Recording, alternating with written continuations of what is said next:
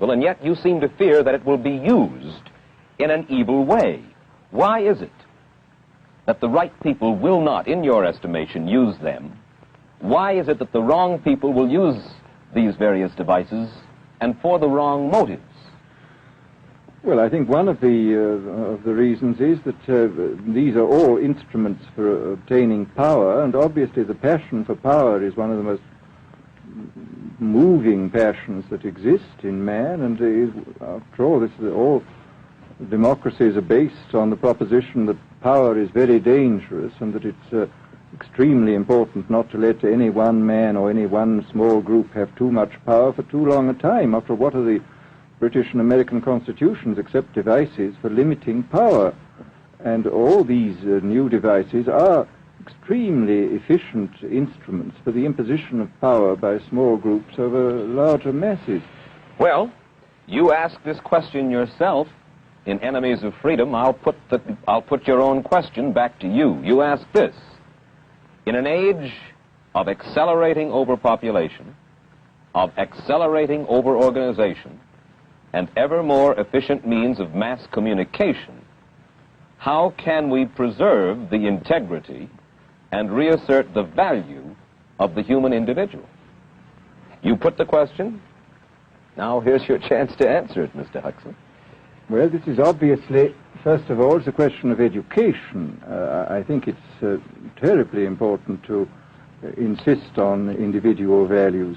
I mean, there is a tendency, as you probably read a book by White, The Organization Man, a very interesting, valuable book, I think, where he speaks about the new type of group morality, group ethic, which speaks about the group as though the group was somehow more important than the individual. But this seems, as far as I'm concerned, to be in contradiction with what we know about the genetical makeup of human beings, that every human being is unique. And it is, of course, on this genetical basis that the whole idea of the value of freedom is based. And I think it's extremely important for us to stress this in all our educational life. And I would say it's also very important to teach people to be on their guard against the sort of verbal booby traps into which they're always being led, to analyze the kind of things that are said to them. Well, I think there is this whole educational side, and I think there are many more things that one could do to strengthen people and to make them more aware of what was being done. You're a prophet of decentralization. Well, yes, if this is feasible. It's one of the tragedies, it seems to me. I mean, many people have been talking about the importance of decentralization in order to give back to the voter a sense of direct power. I mean, the voter in an enormous electorate feels quite impotent, and his vote seems to count for nothing. This is not true where the electorate is small and where he is dealing with a group which he can manage and understand. And if one can, as Jefferson, after all, suggested, break up the units into smaller and smaller units, and so get a real self-governing democracy. Well, that was all very well in Jefferson's day, but how can we revamp our economic system and decentralize and at the same time meet militarily and economically the tough challenge of a country like Soviet Russia? Well, I think the answer to that is that there are, it seems to me that the production, industrial production, is of two kinds. I mean, there are some kinds of industrial production which obviously need the most tremendously high centralization, like the making of automobiles, for example.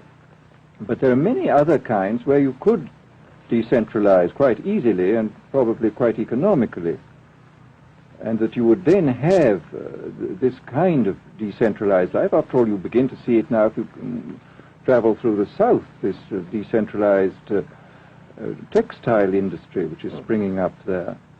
Mr. Huxley, let me ask you this, quite seriously. Is freedom necessary? As far as I'm concerned, it is, yes. Why? Is it necessary for a productive society? Yes, I should say it is. I mean, a genuinely productive society. I mean, I think you could produce plenty of goods without much freedom, but I think the whole sort of creative life of man is ultimately impossible without a considerable measure of individual freedom, that initiative, creation, all these things which we value, and I think value properly, are impossible without a large measure of freedom. Well, Mr. Huxley, take a look again at the country which is in the stance of our opponent anyway it would seem to be there, Soviet Russia. It is strong and getting stronger economically, militarily. At the same time, it's developing its art forms pretty well. It seems not unnecessarily to squelch the creative urge among its people, and yet it is not a free society.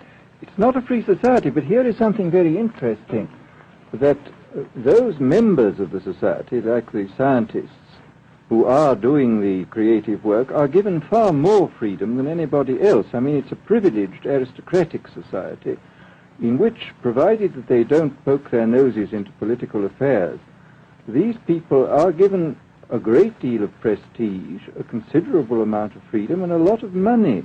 I mean, this is a very interesting fact about the new Soviet regime, and I think what we're going to see is a people on the whole with very little freedom, but with an oligarchy on top, enjoying a considerable measure of freedom and a very high standard of living. And the people down below, the epsilons down below, enjoying very little. And you think that that kind of situation can long endure? I think it can certainly endure much longer than a situation in which everybody is kept down. Because, I mean, they can certainly get their technological and scientific results on such a basis.